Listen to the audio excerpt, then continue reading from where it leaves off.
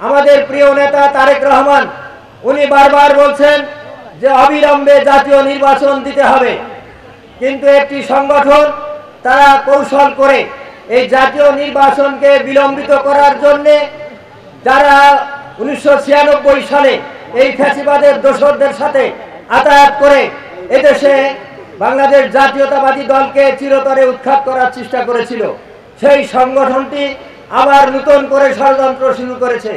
তারা পিআর পদ্ধতিতে আজকে জাতীয় নির্বাচন করতে হবে এমনি ধরনের এদেশের 99% মানুষ যে বিষয়টি আদৌ অবগত না, এই পিআর পদ্ধতি সম্পর্কে এদেশের মানুষের কোনো ধারণা নেই, এমনি ধরনের একটি অপরিচিত একটি বিষয় নিয়ে তারা আজকে বাংলাদেশের এই রাজনীতিতে আবার ফ্যাসিবাদের দোসররা যাতে ফিরে আসতে পারে সেই পরিবেশ সৃষ্টি করার জন্য তারা চেষ্টা করছে। আজকে বাংলাদেশ জাতীয়তাবাদী দলের ভারপ্রাপ্ত চেয়ারম্যান যে ঘোষণা দিয়েছেন যে অবশ্যই 26 সালের ফেব্রুয়ারি মাসে জাতীয় নির্বাচন হতে হবে, কোন পিআর পদ্ধতি আমরা মানি না। যে কোনো মূল্যে বাংলাদেশে এই ফেব্রুয়ারি মাসের 15 তারিখের ভেতরে জাতীয় নির্বাচন দিতে হবে। বন্ধুগণ, সেই জন্য আমাদের নেতৃবৃন্দ এখানে আপনাদের উদ্দেশ্যে অনেক কথা বলেছে। এই অভয়নগরের মানুষ দীর্ঘ 17 বছর এই বানবাসী মানুষ তাদের মুক্তির কোনো ব্যবস্থা করে নাই। এই ফ্যাসিবাদের দোসররা পানি উন্নয়ন বোর্ডের যে কোটি কোটি টাকা প্রতি বছর বরাদ্দ হয়েছে, আর এই ফ্যাসিবাদের দোসররা পানি কমিটির নামে তারা সমস্ত টাকা পানি উন্নয়ন বোর্ড এবং এই ফ্যাসিবাদের দোসররা সমস্ত টাকা পকেটস্থ করেছে, একটি টাকাও জনগণের স্বার্থে তারা ব্যবহার করে নাই। আপনাদেরকে মনে রাখতে হবে, এই জন্যই করে নাই, জনগণের কাছে তাদের কোনো জবাবদিহিতা ছিল না।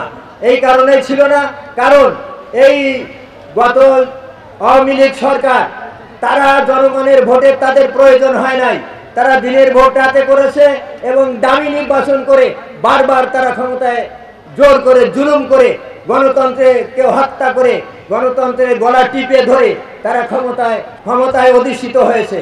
অতএব আমরা চাই যে আজকে কোনো ফ্যাসিবাদের দোষক নতুন করে একটা অস্বস্তিকর পরিবেশ সৃষ্টি করে বাংলাদেশের এই জাতীয় নির্বাচন যাতে বাধাগ্রস্ত না করতে পারে, আমরা সেই আন্দোলন করে অবশ্যই নির্দিষ্ট সময়ের ভেতরে বাংলাদেশে একটি জাতীয় নির্বাচন অনুষ্ঠিত হবে। পূর্বে যে সরকার ছিল 5ই আগস্টের পূর্বে, সেই সরকার পানি নিষ্কাশনের কোনো ব্যবস্থা করে নাই। আমরা 5 তারিখের পরে 5ই আগস্টের পরে আমরা নিরালোরভাবে চেষ্টা করেছি। আজকে ভবদার যে সমস্যা, এখন আর ওই প্রত্যন্ত অঞ্চলে পানিতে নিমজ্জিত নাই। আজকে এবছর যে পূজা উদযাপন হয়েছে, শুকনো ভূমিতে পূজা উদযাপন হয়েছে। অতএব আজকে আমরা শুরু করেছি এবং ইনশাল্লাহ বাংলাদেশ জাতীয়তাবাদী দল যদি সরকার গঠন করে তাহলে ভবদার সমস্যার স্থায়ী সমাধান ইনশাল্লাহ আমরা করব। বন্ধুগণ, আরো বলতে চাই, এই শেখ হাসিনার সরকার গত 20 সালে একটি কলমের খুঁচায় আজকে বাংলাদেশ জুট মিলস কর্পোরেশনের যে ভারী কারখানাগুলো ছিল সেই কারখানাগুলো বন্ধ করে হাজার হাজার শ্রমিকদেরকে বেকার করে দিয়েছে।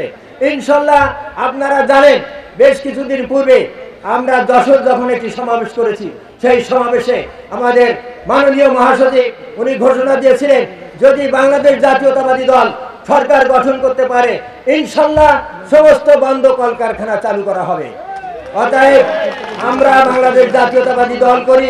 আজকে এই স্বাধীনতার পর থেকে বাংলাদেশ জাতীয়তাবাদী দলের সৃষ্টির পর থেকে অভয়নগর থেকে কোনো লোককে ধানের শীষের প্রতীক নিয়ে নির্বাচন করার সুযোগ দেওয়া হয় নাই। তাই আজকে অভয়নগরের মানুষ ঐক্যবদ্ধ, যে কোনো মূল্যে তারা ধানের শীষের প্রতীক যাতে অভয়নগরের মানুষ পায়, সেই জন্য আজকে এই মাঠে তারা সমবেত হয়েছে। একটি চিঠি দেওয়া হয়েছিল, অন্য থানার আরেকজনকে একটি চিঠি দেওয়া হয়েছিল, পরবর্তী চিঠি আমাকে দেওয়া হয় নাই। আমরা এবার নির্বাচনে অংশগ্রহণ করার জন্য আবার আবেদন করেছি, ইতিমধ্যে সাক্ষাৎকার হয়েছে। ইনশাল্লাহ আপনারা যদি রাজপথে সংঘবদ্ধভাবে থাকেন, আপনাদের এই অধিকার প্রতিষ্ঠিত না করা পর্যন্ত আমরা রাজপথ ছাড়ব না। এই গিলানি থেকে এবার আগামী ফেব্রুয়ারি মাসের 13শ সংসদ নির্বাচনে এই গিলানি থেকে আমরা মুক্তি পেতে চাই কিনা উপস্থিত সকলে হাত তুলে দেখেন। আমরা যদি এই 54 বছরের গিলানি থেকে মুক্তি পেতে চাই, আমাদের প্রিয় অভিভাবক, প্রিয় নেতা ফরাজি মতিয়ার রহমানকে আমরা এমপি বানাবো এবং জাতীয় সংসদে ফরাজি মতিয়ার রহমানকে দেখার প্রত্যাশা ব্যক্ত করে। নমিনেশন কাউকে দেওয়া হয় নাই, নমিনেশন দিবেন ভারপ্রাপ্ত চেয়ারম্যান জনাব তারেক রহমান। এবং আমি মনে করি অভয়নগর থানা, নওপাড়া পৌর বিএনপি এবং বাগারপাড়ার নেতৃত্বদেরকে ডেকে নিয়ে একটা করেই সমঝোতা করেই উনি নমিনেশন দেবেন। এই কাঙ্ক্ষিত প্রধান অতিথি বক্তব্য রাখবেন। আর আগে আপনাদেরকে আহ্বান জানাই, 26 সালের ফেব্রুয়ারিতে জাতীয় সংসদ নির্বাচন। আপনারা সকলে দুহাত তুলে আমার নেত্রী এবং ধানের শীষের জন্য একটি স্লোগান দেবেন। এই নেত্রী কি আছে? সারা বাংলাদেশের অবশ্যই নেত্রী কি আছে? ওই সেই নেত্রী। সবাই বলো জিয়া, খালেদা জিয়া। ওই মার্কা কি আছে? সারা বাংলাদেশের জিতা যাওয়া মার্কা কি আছে?